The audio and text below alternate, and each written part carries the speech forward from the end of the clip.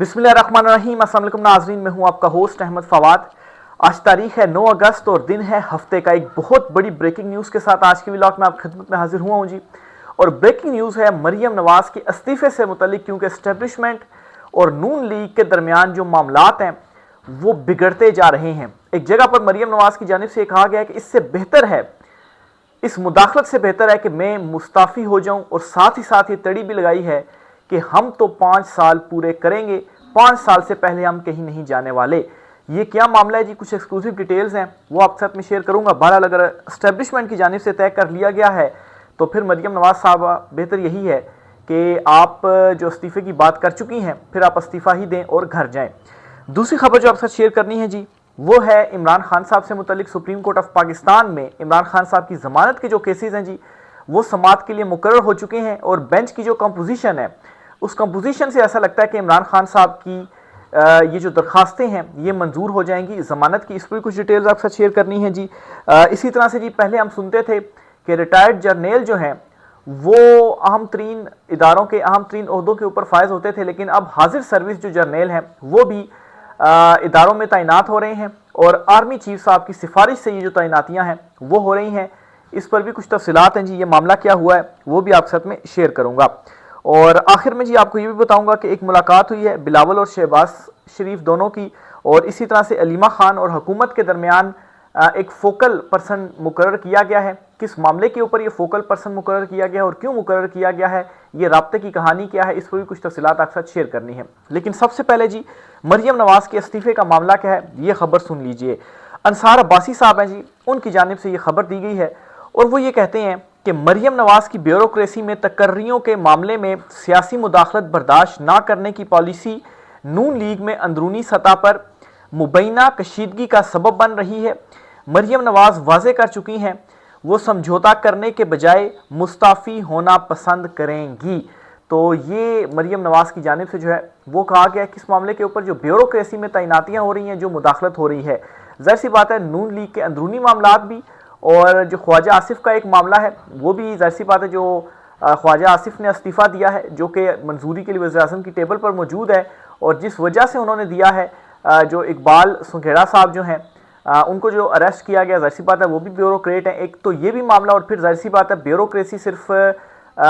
सियासतदान ही नहीं बल्कि जो मुक्तदरा है जी उनकी मर्जी से भी लगाए जा रहे हैं। तो इस पर मरियम नवाज ने क्लियर किया है जी कि इसमें मुदाखलत बर्दाश्त नहीं करूंगी, यानी कि ये मैसेज दिया है जी कि आपके जो बंदे होंगे उनको हम तैनात अब नहीं करेंगे, और अगर मुदाखलत की गई तो इससे बेहतर है जी कि हम इस्तीफा दे दें। तो एक तरफ ये धमकी लगाई जा रही है जी कि हम तो फिर आपका साथ छोड़ देंगे, तो हमारे बगैर आपके पास कोई ऑप्शन नहीं है। लेकिन ऑप्शन है, और ऑप्शन है जी मोहसिन नकवी। और मेरे ख्याल से इस ऑप्शन को जब इस्तेमाल किया जा रहा है तो इसी पर ही नून लीग की जो चीखें हैं वो भी निकल रही हैं। तो इसके साथ ही एक और तड़ी भी लगाई गई, और ये जो तड़ी है जी अज़वा बुखारी उनके ज़रिए लगाई गई। ये एक पैगाम है जी, ये मैं आपके साथ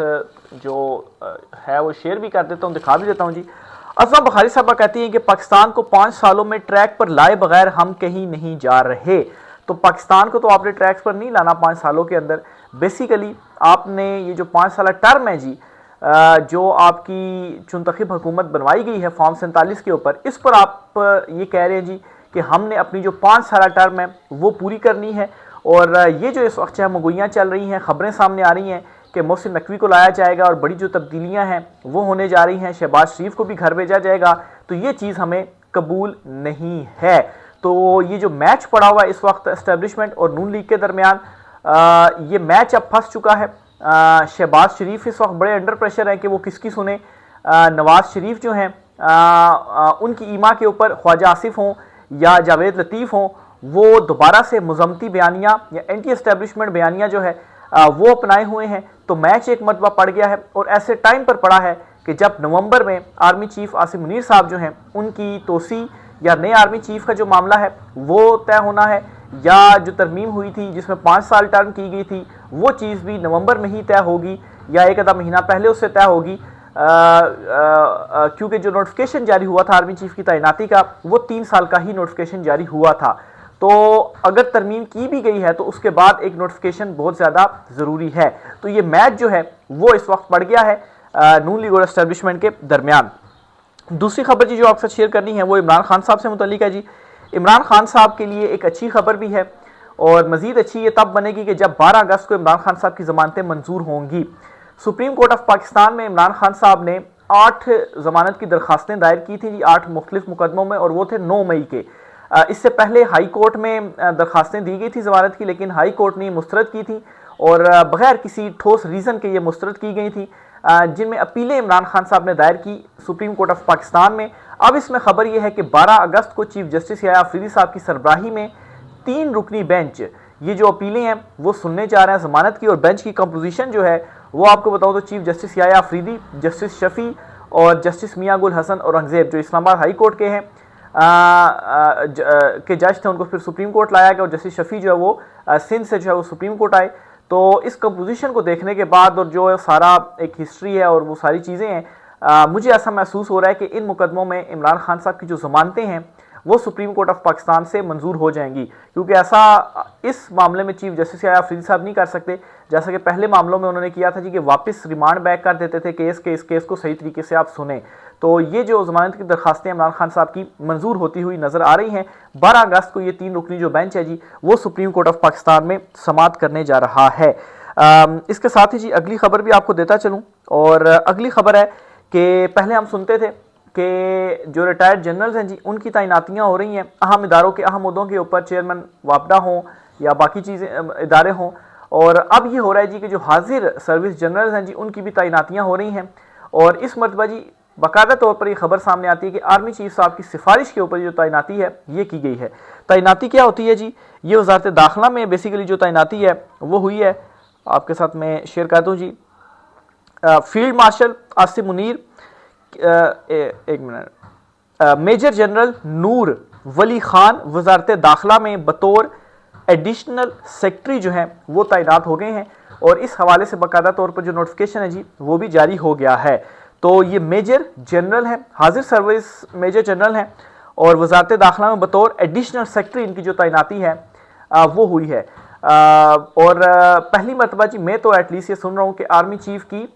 जो सिफारिश है, वैसे तो बहुत सारे मामला में शायद सिफारिशात होती होंगी, लेकिन इस तरह से खबर जो है वो पहली मरतबा सुनो जी कि आर्मी चीफ की बरास्त सिफारिश के ऊपर ये जो तैनाती है वो हो गई है, और इसके ऊपर बाकायदा तौर पर जो नोटिफिकेशन है जी वो भी जारी हो चुका है। तो वजारत दाखिला, अगर वैसी बात है जब मोहसिन नकवी साहब जो हैं उनको वज़ीर-ए-आज़म बना दिया जाएगा तो वजारत दाखिला तो वो नहीं देख सकते, तो फिर वहाँ पर भी जो है वो कोई ना कोई होना चाहिए। और अब ये एक और जो नई तैनाती है जी वजारत दाखिला में वो हो चुकी है। इमरान खान साहब ने जी जो ये फैसला किया कि अब हम स्मार्ट एहतजाज करेंगे और इनको थका थका कर मारने का फैसला किया है, इस तनाजुर में खान साहब ने 14 अगस्त को भी एक तहरीक का जो ऐलान है जी वो कर दिया है। दोबारा से रैली और दोबारा से एहतजाज का इमरान खान साहब की जानिब से जो ऐलान है जी वो किया गया है। अब 14 अगस्त बड़ी इंपॉर्टेंट डेट है, इसकी रीज़न क्या है? रीज़न ये है कि एक तरफ 14 अगस्त को हम आज़ादी का जो दिन है जी वो मना रहे होंगे, जश्न आज़ादी मना रहे होंगे, और 78 जो जश्न आज़ादी है वो हम मनाएंगे 14 अगस्त को। तो दूसरी तरफ लोग ये निकलेंगे, बल्कि मेरे ख्याल से तो बहुत कम लोग होंगे कि जो 14 अगस्त के लिए निकलेंगे, ज़्यादा लोग होंगे कि जो इमरान खान की कॉल के ऊपर रैली निकालेंगे और हकीकी आज़ादी के लिए ये जो रैली है जी वो निकलेगी। यानी कि आज़ादी के दिन आज़ादी के लिए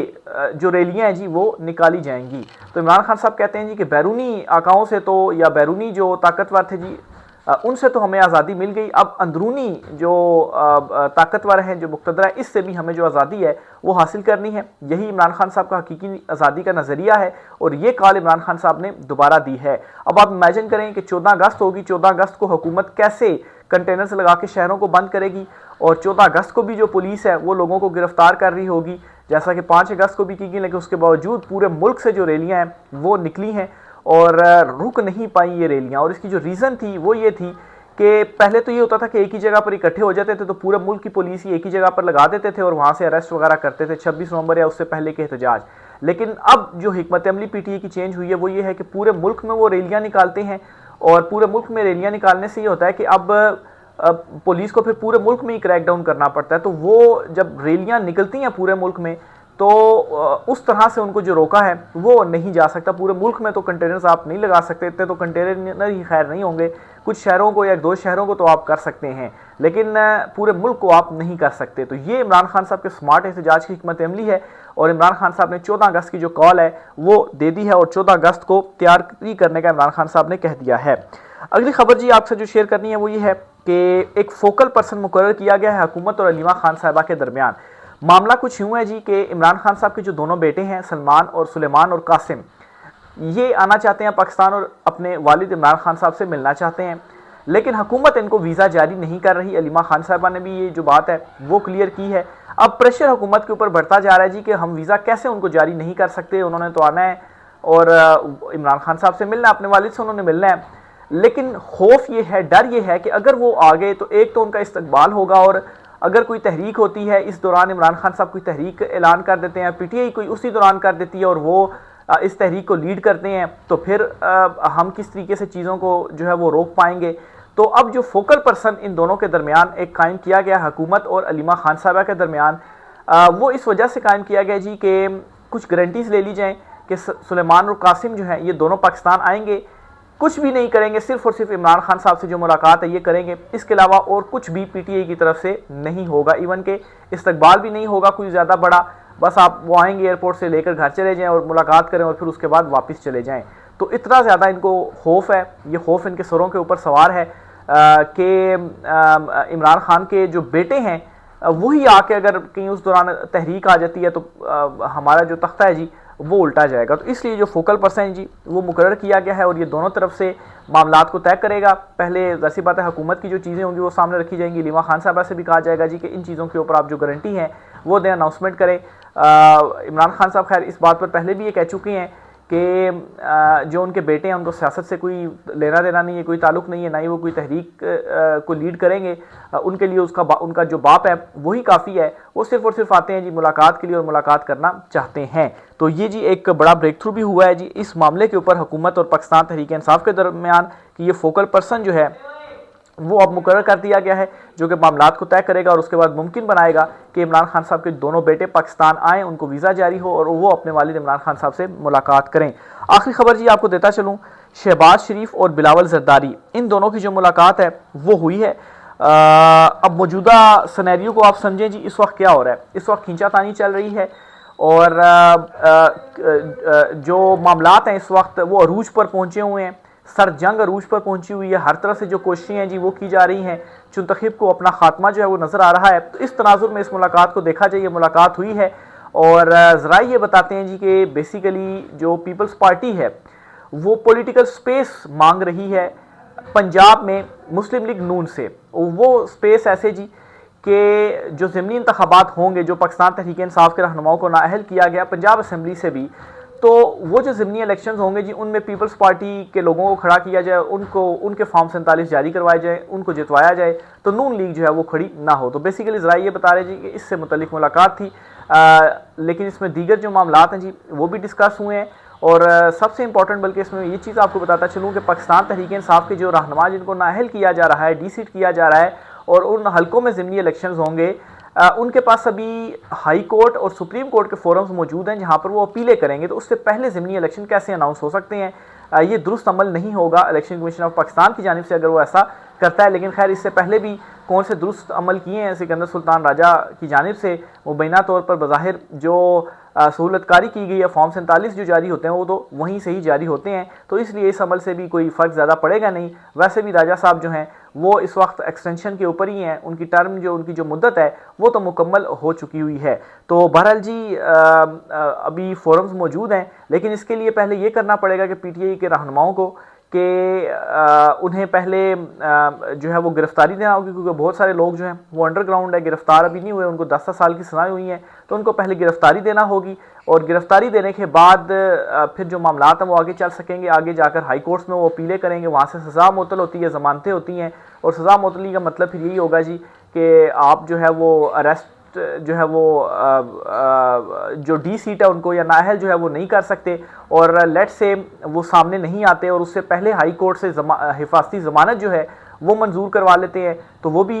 एक ऑप्शन है जो कि पीटीआई के कई रहनुमाओं ने यूज़ किया। उनकी हिफाजती ज़मानत हुई है, वो अब पब्लिक में आ गए हैं। अब अपना केस वो हाई कोर्ट ले जाकर, और जितने दिन की उनकी हिफाजती ज़मानत है उससे पहले पहले अगर अपनी जो सजाएं मुअत्तल है वो करवा लेते हैं, ज़मानतें करवा लेते हैं, तो उनको अरेस्ट नहीं फिर किया जा सकता। और फिर उसके साथ ये भी होगा कि अगर स्टे भी वो ले सकते हैं, इलेक्शन कमीशन को भी नोटिस जो हैं वो इशू हो सकते हैं। तो अभी तो खैर ये मामला भी चल रहे हैं, लेकिन नून लीग के और पीपल्स पार्टी जो ये मुलाकात हुई है ये इस तनाजुर में ज़रा हुई है। राय के साथ कीजिएगा। आज की व्लॉग से इतना ही, इजाज़त दीजिए, अल्लाह हाफिज़।